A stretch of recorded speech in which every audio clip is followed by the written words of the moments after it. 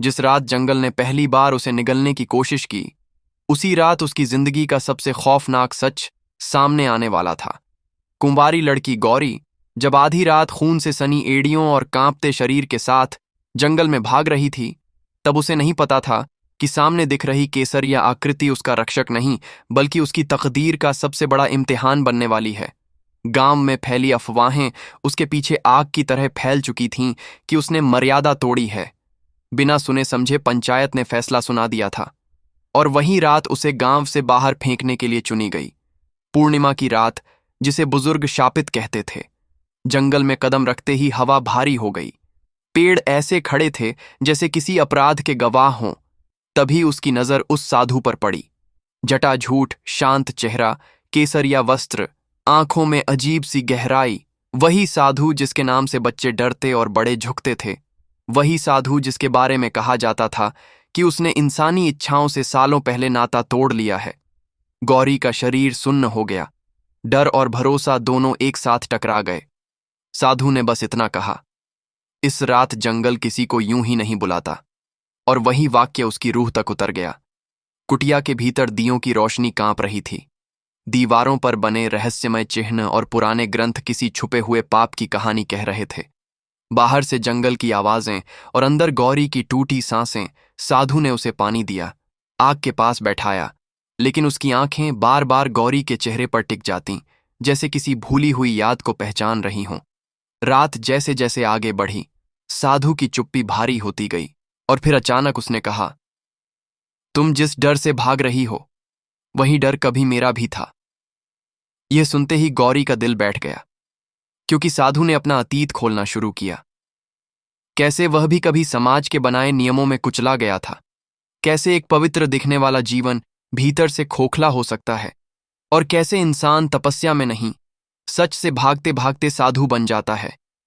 गौरी पहली बार किसी साधु को इंसान की तरह टूटते देख रही थी। उसकी आंखों में आंसू थे, लेकिन आवाज स्थिर। बाहर जंगल में अचानक हलचल हुई, जैसे कोई उन्हें सुन रहा हो। साधु ने दरवाजा बंद किया और फुसफुसाया, सुबह होने से पहले यहां से जाना होगा, नहीं तो। उसने वाक्य पूरा नहीं किया, और वहीं अधूरापन सबसे डरावना था। गौरी के मन में सवाल उठने लगे। क्या यह साधु सच में रक्षक है, या वही जिसके कारण गांव में आग लगी? क्या उसकी शरण मुक्ति है, या फंसने का दूसरा रास्ता? पूरी रात वह आग और डर के बीच बैठी रही। साधु ध्यान में बैठा रहा, लेकिन उसकी उंगलियां कांप रही थीं, जैसे किसी आखिरी फैसले से डर रही हों। और फिर जैसे ही भोर की पहली रोशनी जंगल पर पड़ी, बाहर गांव वालों की आवाजें गूंजने लगीं। टॉर्च की रोशनी कुटिया की दीवारों पर नाचने लगी। गौरी घबरा गई। साधु खड़ा हुआ और पहली बार उसकी आंखों में डर साफ दिखा। उसने कहा, अब सच छुप नहीं सकता। दरवाजा खुला, गांव वाले अंदर घुसे, और जो उन्होंने देखा उसने सबके होश उड़ा दिए। साधु का वो चेहरा, जो वर्षों से पूज्य था, आज इंसानी कमजोरी और गहरे पश्चाताप से भरा खड़ा था। और गौरी, जिसकी मासूमियत पर सवाल उठाए गए थे, आज सबसे साफ सच बनकर सबके सामने थी। उस सुबह जंगल खामोश था, लेकिन हर इंसान के भीतर तूफान चल रहा था, क्योंकि उस रात ने सिर्फ एक लड़की और एक साधु को नहीं, पूरे समाज के झूठे नियमों को नंगा कर दिया था। और यही वजह है कि आज भी गांव में कहा जाता है, उस रात के बाद जंगल तो वहीं रहा, लेकिन इंसानों के चेहरे बदल गए। सुबह की पहली रोशनी के साथ जिस सच के खुल जाने की उम्मीद की गई थी, असल में वही रोशनी सबसे बड़ा अंधेरा लेकर आई। क्योंकि जैसे ही गांव वालों ने कुटिया के भीतर साधु और गौरी को आमने सामने खड़ा देखा, किसी ने सच सुनने की कोशिश नहीं की। भीड़ को सिर्फ एक चेहरा चाहिए था, जिस पर पत्थर फेंके जा सकें। और वह चेहरा इस बार गौरी नहीं, बल्कि साधु था। वही साधु जिसे कल तक लोग चरण छूकर पूजते थे। वही साधु जिसकी एक नजर को आशीर्वाद माना जाता था। आज वही आदमी रस्सियों में जकड़ा खड़ा था। लेकिन हैरानी की बात यह थी कि साधु ने कोई विरोध नहीं किया। उसकी आंखें सीधी थीं, जैसे वह इस फैसले के लिए बरसों से तैयार बैठा हो। गौरी चीख चीख कर कहती रही कि उसके साथ कुछ भी गलत नहीं हुआ, कि साधु ने उसे सिर्फ शरण दी थी। लेकिन भीड़ के कानों तक उसकी आवाज पहुंच ही नहीं रही थी, क्योंकि जब समाज किसी को दोषी ठहराने पर उतर आता है, तो सच सबसे पहले मरता है। साधु को गांव के बीचों बीच पुराने पीपल के पेड़ के नीचे बांध दिया गया। वही पेड़ जहां फैसले सुनाए जाते थे। और पंचायत ने ऐलान किया कि साधु ने तपस्या का अपमान किया है, गौरी को बहकाया है और जंगल में जो हुआ वह अक्षम्य अपराध है। यह सुनते ही साधु ने पहली बार सिर उठाया और कहा, अगर अपराध सच को छुपाना है तो हां, मैं अपराधी हूं। उसके इन शब्दों ने भीड़ को और भड़का दिया, लेकिन गौरी समझ गई कि साधु कुछ और छुपा रहा है, कुछ ऐसा जो अगर बाहर आ गया तो सिर्फ एक साधु नहीं, पूरा गांव बेनकाब हो जाएगा। दोपहर होते होते माहौल और जहरीला हो गया। गांव की औरतें गौरी को देख ऐसे फुसफुसाने लगीं जैसे वह कोई बीमारी हो। बच्चों को उससे दूर खींच लिया गया। और तभी पंचायत ने दूसरा फैसला सुनाया, गौरी को गांव छोड़ना होगा, हमेशा के लिए। यह सुनते ही साधु हंस पड़ा। वह हंसी नहीं थी, टूटे हुए आदमी की आखिरी सांस जैसी थी। उसने कहा, इसे मत भगाओ, इसे रहने दो।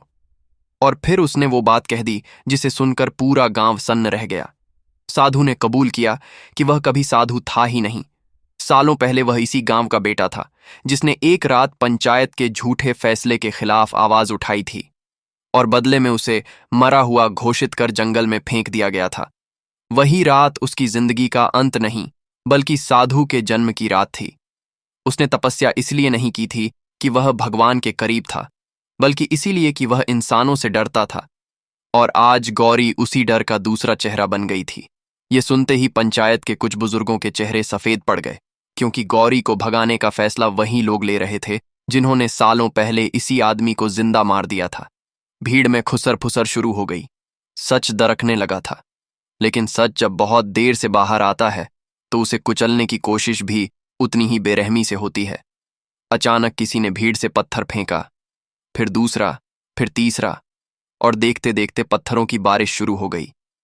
गौरी साधु की ओर भागी, उसे बचाने की कोशिश की, लेकिन किसी ने उसे धक्का दे दिया। वह जमीन पर गिर पड़ी। आंखों के सामने धुंध छा गई और उसी धुंध में उसने देखा, साधु मुस्कुरा रहा था, जैसे उसे वही मिल गया हो जिसकी उसे तलाश थी। पत्थरों के बीच उसने बस इतना कहा, अब तुम मत डरना, और उसकी आंखें हमेशा के लिए बंद हो गईं। शाम तक सब कुछ खत्म हो चुका था। साधु की चिता जलाई गई और पंचायत ने ऐलान कर दिया कि मामला खत्म हो गया है। लेकिन किसी ने यह नहीं देखा कि उसी रात जंगल फिर जाग उठा। वही जंगल जिसने एक साधु को जन्म दिया था, अब एक और कहानी लिखने वाला था, क्योंकि गौरी गांव छोड़कर नहीं गई। वह उसी कुटिया में लौट आई, उसी आग के पास बैठी जहां उसने पहली बार डर के साथ भरोसा महसूस किया था। और अगले कुछ महीनों में गांव वालों ने देखा कि कुटिया से एक नई खामोशी फैलने लगी है। गौरी बहुत कम बोलती थी, लेकिन उसकी आंखों में वही गहराई आ गई थी जो कभी साधु की आंखों में थी। लोग कहते हैं कि अब जंगल में रात को कोई रोता नहीं, बल्कि किसी को आईना दिखाया जाता है। और यही वजह है कि आज भी जब कोई लड़की अन्याय के डर से जंगल की ओर भागती है तो गांव वाले फुसफुसा कर कहते हैं, सावधान रहना, साधु मरा नहीं है, उसने बस रूप बदल लिया है। जिस रात साधु की चिता की आखिरी चिंगारी बुझी, उसी रात जंगल ने एक ऐसा सच लिखना शुरू किया जिसे पढ़ने की हिम्मत किसी में नहीं थी, क्योंकि सुबह होते होते गांव के बाहर वही पीपल का पेड़ जहां फैसले सुनाए जाते थे, अपने तने पर नए नए निशानों के साथ खड़ा था, जैसे किसी ने रात भर उस पर उंगलियों से लिखा हो। और जिन बुजुर्गों ने साधु को पत्थरों से मरवाया था, उनमें से पहला आदमी उसी दिन अपने ही घर के आंगन में बेहोश पाया गया। आंखें खुली थीं लेकिन आवाज नहीं, होंठ नीले और हथेली पर राख की लकीर, ठीक वैसी ही जैसी कुटिया के फर्श पर बनी रहती थी। गांव में दहशत फैलने लगी। लोग फुसफुसाने लगे कि साधु लौट आया है, पर कोई यह नहीं जानता था कि साधु अब किसी देह में नहीं बल्कि किसी इरादे में था, और वह इरादा गौरी की खामोशी में पल रहा था। कुटिया में लौटकर गौरी ने न तो बदला मांगा न रोई। उसने बस हर सुबह वही आग जलाई, वही दिया रखा, और हर रात जंगल के बीचों बीच खड़ी होकर उन नामों को याद किया जिनके फैसलों ने एक इंसान को साधु बनाया था। धीरे धीरे गांव वालों ने नोटिस किया कि जिन घरों में कभी पंचायत की बैठकें होती थीं, वहीं रात को अजीब सी ठंड उतर आती, दीवारों से पसीना टपकता और बच्चों के सपनों में एक ही चेहरा आता। जटा झूठ नहीं, बल्कि वही इंसान जो कभी गांव का बेटा था। तीसरे दिन दूसरा बुजुर्ग मरा, चौथे दिन तीसरा, और हर मौत से पहले उनकी जुबान बस एक ही वाक्य बुदबुदाती, मैंने झूठ बोला था। लोग डर से दरवाजे बंद करने लगे। पर डर दरवाजों से नहीं रुकता, वह इंसान के भीतर से निकलता है। और गौरी यह जानती थी, क्योंकि उसने वही डर देखा था जब उसे गांव से भगाया गया था। पंचायत घबरा गई। उन्होंने एक बाहरी तांत्रिक को बुलाया, जिसने जंगल की ओर देखकर कहा, यह आत्मा नहीं, यह याद है। और यही बात सबसे खतरनाक थी, क्योंकि यादें जलाने से नहीं मरती। उसी रात तांत्रिक कुटिया के पास पहुंचा, मंत्र पढ़े, आग जलाई, और गौरी को देख चौंक गया, क्योंकि उसकी आंखों में वही स्थिरता थी जो साधु की आंखों में होती थी। तांत्रिक ने फुसफुसाकर कहा, तुम क्या हो? और गौरी ने पहली बार मुस्कुराकर जवाब दिया, मैं वही हूं जो आप सबने बनाया। तभी जंगल में तेज हवा चली, दिए एक एक कर बुझते गए, और कुटिया की दीवार पर साधु की परछाई उभरी। परछाई नहीं, फैसला। तांत्रिक चीख भी नहीं पाया, और सुबह उसकी लाश गांव के बीच मिली, हथेली पर वहीं राख। अब गांव समझ चुका था कि यह कोई भूत प्रेत नहीं, यह हिसाब है, और हिसाब तब तक चलता है जब तक पूरा ना हो जाए। आखिरी रात पंचायत ने गौरी के सामने घुटने टेक दिए, सच कबूला, माफी मांगी। और वही माफी कहानी का सबसे बड़ा मोड़ बनी, क्योंकि गौरी ने कहा, माफी तब होती है जब डर न हो। और जैसे ही उसने यह कहा, जंगल शांत हो गया। कोई और मौत नहीं हुई, कोई और निशान नहीं उभरा, पर गांव बदल चुका था। पीपल के नीचे फैसले अब नहीं होते, और कुटिया अब आश्रम नहीं, स्मृति बन चुकी थी। बरसों बाद जब कोई उस जंगल से गुजरता है, तो उसे एक आवाज नहीं, एक एहसास घेर लेता है कि अन्याय का अंत आग से नहीं, याद से होता है। और यही वजह है कि गांव वाले आज भी बच्चों को यह कहानी सुनाते हैं कि साधु मरा नहीं था,